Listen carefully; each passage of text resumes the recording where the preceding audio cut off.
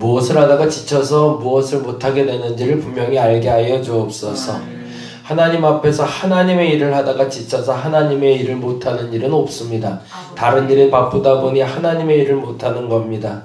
하나님 알게 하여 주옵소서. 내가 무엇에 열심을 내야 될지, 무엇에 최선이어야 할지, 그리고 그것이 하나님이 기뻐하는 일인지 하나님이 슬퍼하는 일인지, 그 하나님이 기뻐하는 일에 집중하는 우리가 되게 하여 주시고, 그 일에 최선일 때 하나님 가장 좋은 것으로 보답하여 주옵소서. 하나님의 일을 믿고 선포하며 나아갑니다. 슬퍼하지 말게 하시고 지치지 않게 하시고 앞으로 나아갈 때 주께서 그 길을 열어 주시옵소서. 하나님 함께 하실 줄로 믿습니다. 하나님 함께 하실 줄로 믿습니다. 감사합니다. 고마우신 예수님 이름으로 기도드렸습니다. 아멘. 아멘. 시편 43편 말씀 보는 날입니다. 시편 43편.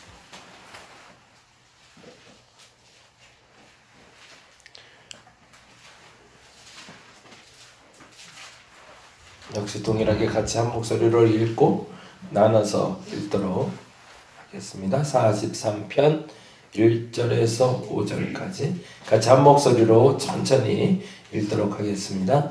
하나님이여 나를 판단하시되 경건하지 아니한 나라에 대하여 내 송사를 변호하시며 간사하고 에서 나를 건지소서. 주는 나의 힘이 되신 하나님이시거늘 어찌하여 나를 버리셨나이까. 내가 어찌하여 원수의 억압으로 말미암아 슬프게 다니나이까. 주의 빛과 진리를 보내시어 나를 인도하시고 주의 거룩한 산과 주께서 계신 곳에 이르게 하소서. 그런즉 내가 하나님의 제단에 나아가 나의 큰 기쁨에 하나님께 이르리이다. 하나님이여 나의 하나님이여 내가 수금으로 주를 찬양하리이다. 내 영혼아 내가 어찌하여 낙심하며 어찌하여 내 속에서 불안해하는가. 너는 하나님께 소망을 두라. 그가 나타나 도우심으로 말미암아 내 하나님을 여전히 찬송하리로다. 아멘. 아멘. 나눠서 다시 한번 읽는데 제가 앞소절 여러분이 뒷소절 읽어주시면 됩니다. 하나님이여 나를 판단하시되 경건하지 아니한 나라에 대하여 내 사상을 변화하시며 간사하고 불의한 자에게서 나를 뺏기소서.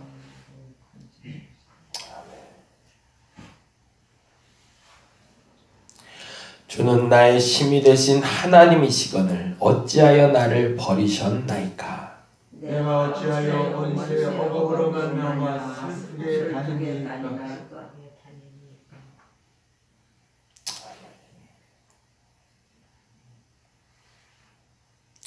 주의 빛과 주의 진리를 보내시어 나를 인도하시고 주의 거룩한 산과 주께서 계신 곳에 이르게 하소서.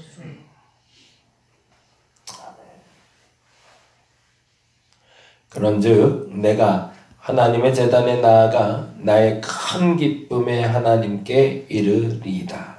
하나님이여 나의 하나님이여 내가 수금으로 주를 찬양하리이다. 내 영혼아 내가 어찌하여 낙심하며 어찌하여 내 속에서 불안해하는가. 하나님께 소망을 두라. 그가 나타나 도우심으로 말미암아 내 하나님을 여전히 찬송하리라. 아멘. 아멘. 시편 43편은 42편과 사실은 한 묶음이었다고 얘기를 해요. 잘 보시면 알겠지만 42편 5절, 42편 11절, 43편 5절이 반복되고 있죠. 한번 다시 한번 볼까요? 42편 5절 한번 다시 읽어봅니다. 42편 5절 내 영혼아 내가 어찌하여 낙심하며 어찌하여 내 속에서 불안해하는가. 너는 하나님께 소망을 두라. 그가 나타나 도우심으로 말미암아 내가 여전히 찬송하리로다. 11절에도 이렇게 돼 있죠. 11절 읽어볼까요? 내 영혼아 내가 어찌하여 낙심하며 어찌하여 내 속에서 불안해하는가. 너는 하나님께 소망을 두라. 나는 그가 나타나 도우심으로 말미암아 내 하나님을 여전히 찬송하리로다. 그런데 43편 5절도 동일하게 반복되죠. 같이 읽어볼까요?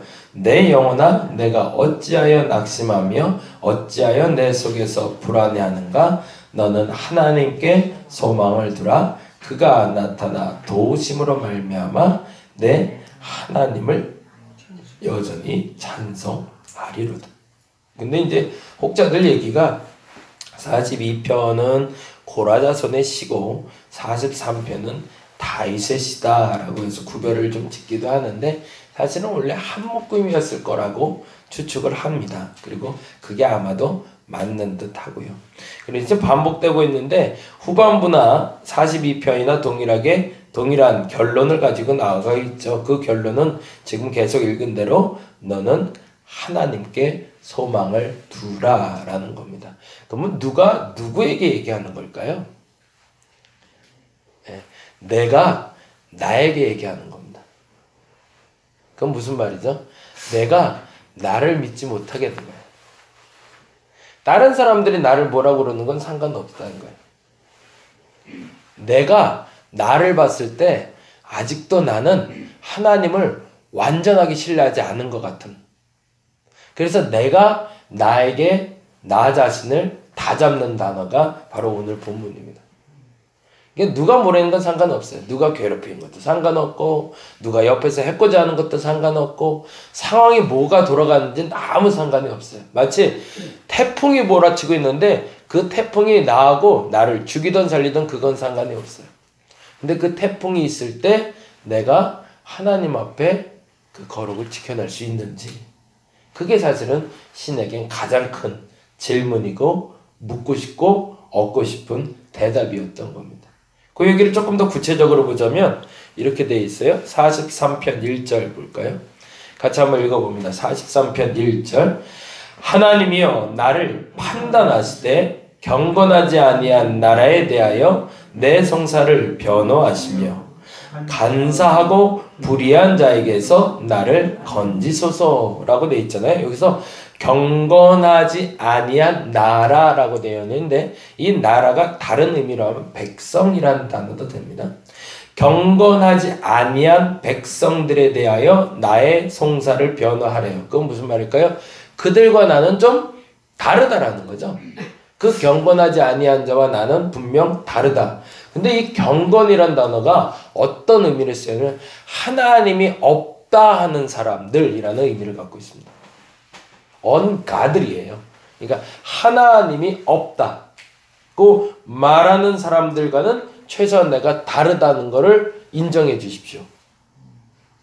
하나님이 있다 말하는 사람들 중에 내가 어떤 사람이냐를 말하는 것이 아니라 최소한 하나님이 없다고 말하고 살아가는 사람들의 삶의 결과는 다른 결로 살고 있는 나를 하나님 인정해 달라는 겁니다.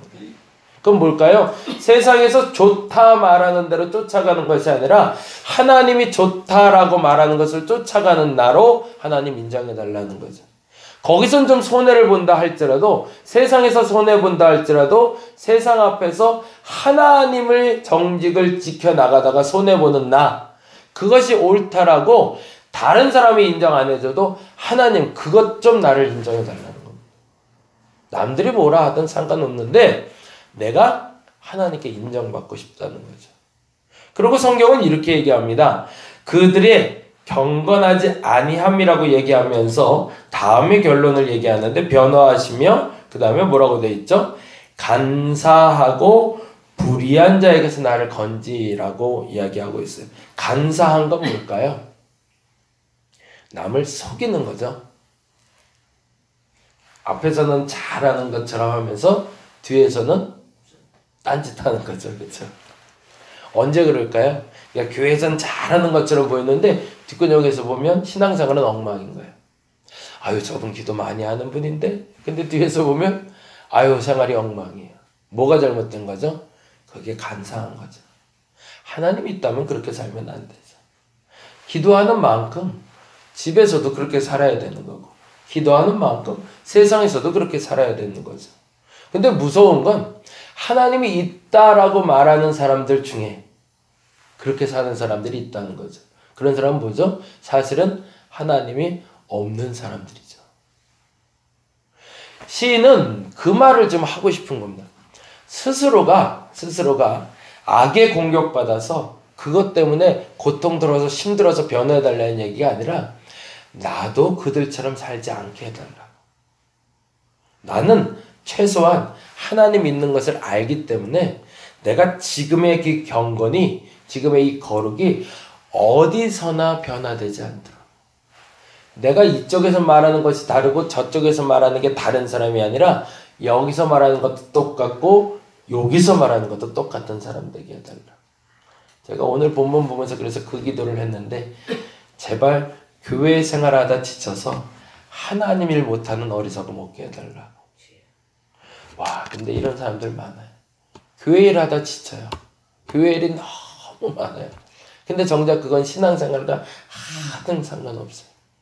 주방에서 열심히 일했어요. 여성교회 활동도 열심히 했어요. 온갖 봉사도 많이 했어요. 근데 그러다 보니까 기도를 못해요. 그러다 보니까 성경 볼 시간이 없어요. 그러다 보니까 무서운 일은 예배 드릴 시간이 없어요. 예배 드리다가도 자꾸 주방으로 가야 되고, 예배 드리다가도 뭐 준비하러 가야 되고.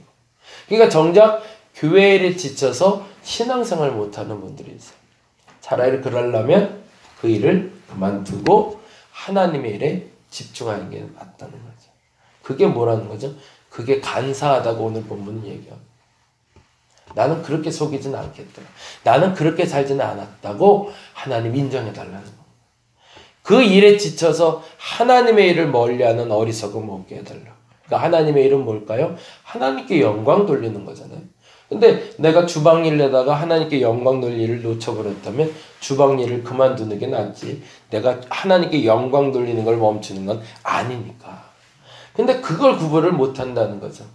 교회 생활이 신앙생활이 아니라 하나님을 영화롭게 하는 것이 신앙생활이니까. 무엇에 열심을 내고 무엇을 낮춰야 되는지를 아는 사람이 되겠다. 그게 이 간사함에 대한 얘기입니다.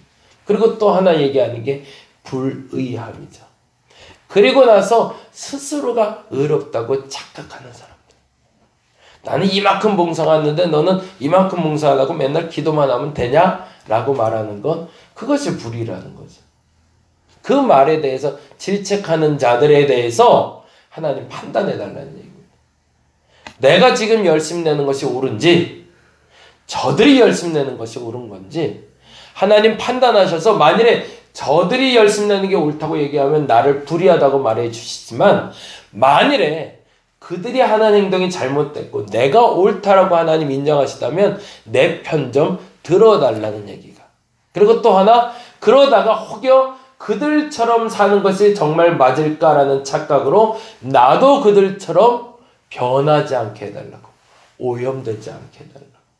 나는 기도하며 말씀 보는 자리가 더 소중하고 하나님을 영화롭게 하기 위해서는 오히려 이것을 제거해야 된다고 생각했는데, 사람들이 계속 얘기해요. 너 기도만 해서 되겠어? 말씀만 봐서 되겠어? 이것도 해야 되고 저기도 가야 되고 저 봉사도 해야 되는데 그거 안 하면 그게 불의한 거라고 얘기하는데, 그 착각에서 내가 벗어나게 해달라고.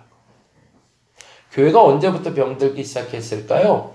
가장 중요한 건 많은 일을 하기 시작했기 때문입니다. 근데 그 많은 일은 어떻게 시작됐을까요? 하나님께 헌신하며 드렸던 재물이 쌓이기 시작할 때부터였습니다. 교회가 가난할 때는 병들 일이 없었습니다. 교회가 사람이 적을 때는 오히려 병들 일이 없었습니다. 근데 사람이 많아지고 할 일이 많아지고 돈이 많아지니까 그때 병들기 시작하죠. 왜 그랬을까요? 하나님의 일에 전무하는 것이 아니라 딴 일에 집중하니까. 그래서 좋은 일 하겠다고 남들에게 퍼주고, 그리고 좋은 일 하겠다고 그 돈 쓰다 보니까 그 돈 쓰는 일이 바빠서 뭘 못하는 거죠? 정작 예배가 소홀해지는 거죠. 그래서 우리말로 그런 말들 많이 하잖아요. 예배 빨리 끝내고 이거 해야 된다. 그 단어가 왜 나오기 시작했을까? 성탄절 행사하기 전에, 프로그램 진행하기 전에 간단하게 예배 드리고 시작해야 됩니다라고 얘기하는. 그게 왜 나왔을까? 어느 날부터가 예배는 간소화되고 예배 외에 프로그램이 많아지는 교회가 되기 시작하면, 그때는 우리 점검해 봐야 되는 겁니다. 그것이 간사함인지 불의함인지 의로움인지. 시인은 다음과 같이 이야기하고 있습니다. 끊임없이 그 악인의 자리로 나를 가지 않게 해달라고. 내가 하나님의 자리에 머물러 있게 해달라고. 그리고 나서 이렇게 얘기하죠. 2절에 보니 이렇게 되어 있습니다. 이제부터 동그라미 할게요. 왜냐하면 나는 이렇게 믿기 때문입니다. 2절 주는 나의 힘이 되신 하나님이시거늘. 거기다 동그라미죠. 첫째는 나의 힘의 근원이 하나님인 걸 나는 믿기 때문이라는 거예요. 결국에 그 모든 봉사하는 것이 영향력이 돼서 나를 키우는 것이 아니라 그것을 다 제하더라도 내가 하나님께 집중하고 있다면 하나님이 내게 힘이 되어 주실 것을 난 믿기 때문에 그 봉사하면서 사람들을 만나야 되고 그 봉사하면서 사람들을 친해져야 되고 그 봉사하면서 사회적인 영역을 넓혀서 내 사회적인 지위를 높이려고 애쓰기보다 오히려 거기에 안 나가고 사람들의 눈에 안 띈다 할지라도 하나님의 눈에 더 많이 띄어서 하나님이 나를 세워주시는 것이 진짜인 걸 난 안다는 거죠. 그리고 3절은 다음과 같이 이야기합니다. 3절 주의 빛과 주의 진리를 보내시어 나를 인도하시고 거기다 동그라미 또 하죠. 첫째는 하나님이 나의 힘이 되는 나의 힘의 근원인 걸 믿기 때문이고 두 번째는 그 힘이 되신 하나님이 나를 인도하시는 걸 믿기 때문입니다. 그렇지 않으면 나는 어디로 간다는 거죠? 불의한 길이나 사기친다는 거죠. 예수 믿으면서 사기치지 말아야 됩니다. 우리는 너무 많은 사기를 치고 있잖아요. 그리고 마지막에 이렇게 얘기합니다. 4절에 그런즉 내가 하나님의 제단에 나가 나의 뭐라고 하요? 큰 기쁨. 과거의 성경에 극락이라고 했습니다. 극할 극자에다 기쁠 낙자에서 큰 기쁨의 하나님께 이른다. 결국엔 내가 이루고 싶은 게 뭐기 때문에 나의 성공이 아니라 하나님의 큰 기쁨에 이르는 게 목적이기 때문에. 왜 신앙생활 하는 걸까요? 무엇을 얻기 위해서 하고 있을까? 마지막에 그 종착역이 어딘지 모르지만 내가 원하는 목적지에 딱 도달했을 때 나는 기뻐 죽겠는데 하나님 서글퍼 하신다면 이건 뭔가 잘못된 거죠. 어렵게 딱 도착했는데 도착했을 때 하나님의 큰 기쁨에 참여할 수 있는 저와 여러분 되시기 바랍니다. 하나님이 좋아하셔야죠. 내 기도의 응답이 이루어졌는데 하나님은 그거 하지 말라니까 끝까지 해서 그거 이뤄놨네. 그게 뭐죠? 바벨탑이죠. 끝까지 노력해서 일어났는데 야 이거 진짜 잘했다. 하나님의 큰 기쁨이 되는 위치. 그 결론이 저와 여러분의 신앙생활의 종착역이 되시길 바랍니다. 그게 진짜니까. 그래서 시인은 다시 한번 5절에 이렇게 얘기합니다. 내 영혼아 내가 어찌하여 낙심하며 어찌하여 내 속에서 불안해하는가. 그럴 필요 없다는 거죠. 왜? 너의 소망은 어디에 있기 때문에? 하나님께 있기 때문에. 그리고 그분이 나타나 도우심으로 말미암아 나는 여전히 하나님을 찬송하여 어디에 이른다? 하나님의 큰 기쁨에 이를 것을 내가 믿기 때문에. 오늘은 그렇게 기도했으면 좋겠습니다. 하나님, 내가 이 일을 마무리할 때, 이 일은 지금 여러분이 꿈꾸고 있고 계획하고 마무리하고자 하는 일입니다. 근데 이 일이 마무리되었을 때 하나님의 큰 기쁨이 터지게 해달라고. 이 일이 끝났을 때 나 홀로 기뻐하고 끝나는 것이 아니라 하나님의 큰 기쁨이 도달해 있음을 알게 해달라고. 오늘 한날에 여러분의 소망이 저의 소망이요 하나님의 소망이 되시기를 간절히 바랍니다. 기도하겠습니다. 하나님이여 나를 판단하여 주옵소서.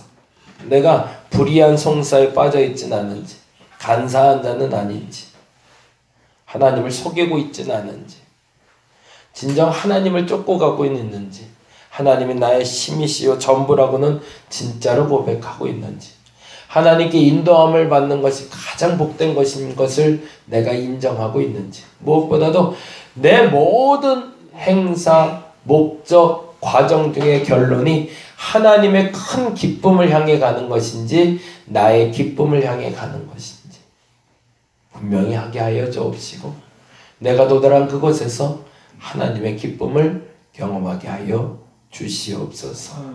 오늘도 기도하게 하시니 감사합니다. 더 깊이 주님 경험하길 원하며 주님 앞에 고개를 조아리오니 하나님 당신의 기쁨을 느끼게 하시고 경험하게 하여 주시옵소서. 감사합니다. 고마우신 예수님 이름으로 기도드렸습니다. 다 같이 기도하고 돌아가도록 하겠습니다.